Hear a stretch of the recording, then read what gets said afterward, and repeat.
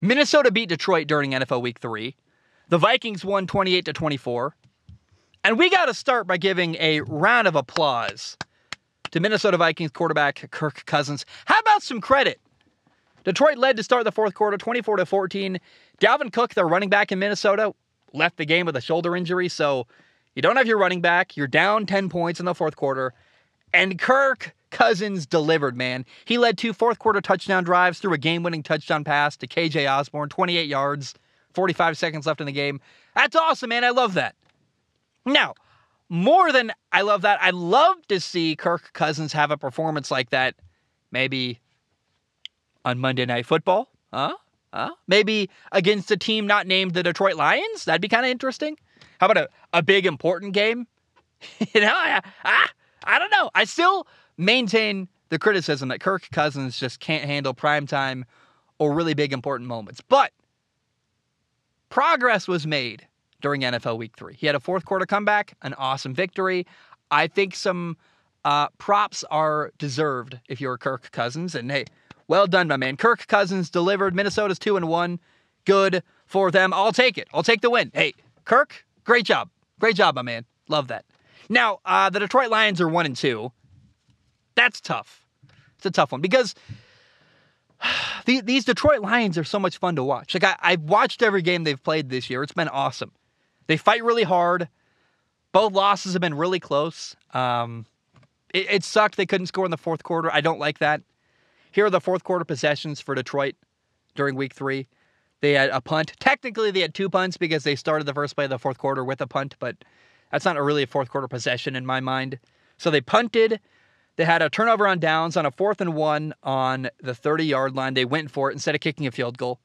Would have been a 47-yard field goal. So that's points they missed out on, in my opinion. They then missed a field goal on the very next drive. So they missed 2 field goals on the day.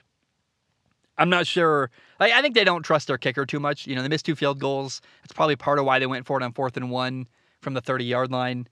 They also had the ball at midfield with 17 seconds left, and Jared Goff was getting hit as he threw it up for grabs, threw a deep ball, trying to make a last-second heave, got picked off. I don't know. It sucks.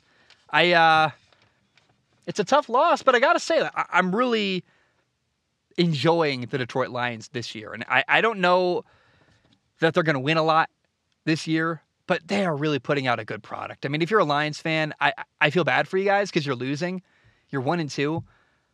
But progress is being made in Detroit. I mean, that team is a much better team than we've seen in years past. And I'm desperately praying that they just maintain belief and confidence in their head coach, Dan Campbell. He is changing things. I believe that.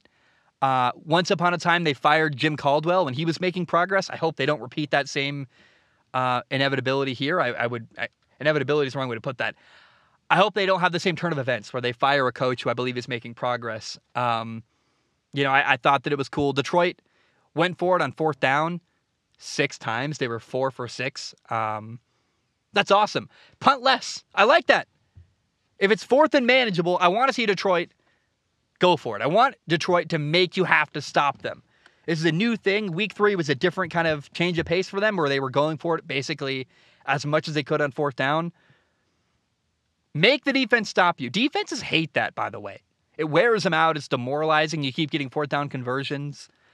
So I hope Detroit keeps going for it on 4th down. I don't think it's a sign of desperation. I think it's a sign of competitiveness. Like, we are going to make it tough on our opponent, and I want to see more of that.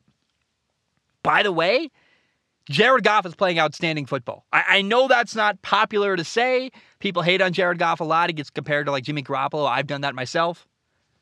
There's this one throw in particular that's stuck in my head where I believe it's a play-action pass over the middle. Beautiful window to Josh Reynolds in the third quarter. Like, great throw over the middle. Also worth noting for Detroit, Jamal Williams was given a stupid penalty for thrusting his hips. It didn't really impact stuff very much, but I guess during a touchdown celebration dance, you can't thrust your hips at all. You can't see my hips, but I'm doing it. It's just stupid. I thought the NFL allowed you to celebrate. It's not college football. Like, why? Is that really that offensive? Hide your kids. Hide your wives. Jamal Williams is out there thrusting his hips after a touchdown. Can't handle. Weird penalties this weekend. I thought the penalty on Chris Jones for talking trash to Matt Ryan. That was absolute nonsense. And the penalty on Jamal Williams. Nonsense. Let the guy celebrate a touchdown. What are we doing here? It's entertainment. It's football. I don't feel like I'm an old school guy, right? But I'm starting to feel like one of those old heads. It's like, where is the tough side of football? But like, you can't thrust your hips. You can't talk smack. It's getting weird to me. A little bit. The NFL's getting a little bit lost in the sauce, in my opinion. Again, Detroit, they're 1-2. They're scoring points though, man. Like, they scored 35 points week 1 and they lost to Philadelphia. That's brutal. You scored 36 points week 2, you win. 24 points week 3, you lose. I mean, the Lions have the second most points scored of any team so far. The Ravens have scored 99 points. Detroit scored 95 points, second most of any football team. When you consider that fact that they're scoring at the second highest rate of any football team in the NFL right now, I find it hard to blame their quarterback, Jared Goff. Like, Jared Goff gets a lot of hate. He's playing at a high level right now. He's scoring a lot of points. He's doing well. And I just, oh man, I don't want to see Detroit like go, I don't know, 7-10 or something. Like, they're better than that. They really are. The Lions are a tough football team, and I want to see them do well. I want Dan Campbell to not only not get fired, but I want his players to continue to believe in him, because I really do think things are changing in Detroit.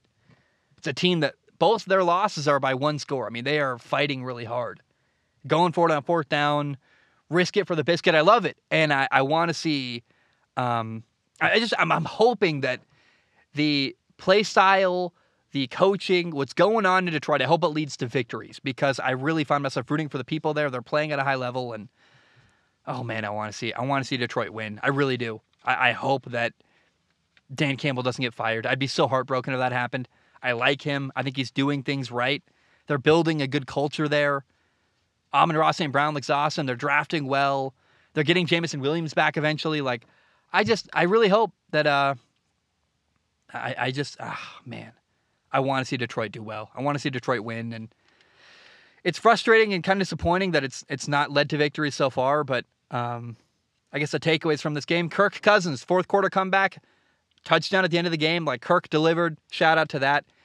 And this Detroit Lions team is not the Lions of past, man. They're not rolling over. They're fighting really hard. And I think with enough patience, eventually this can lead to victories, honestly, in Detroit, because this team is a lot better than their 1-2 record would show.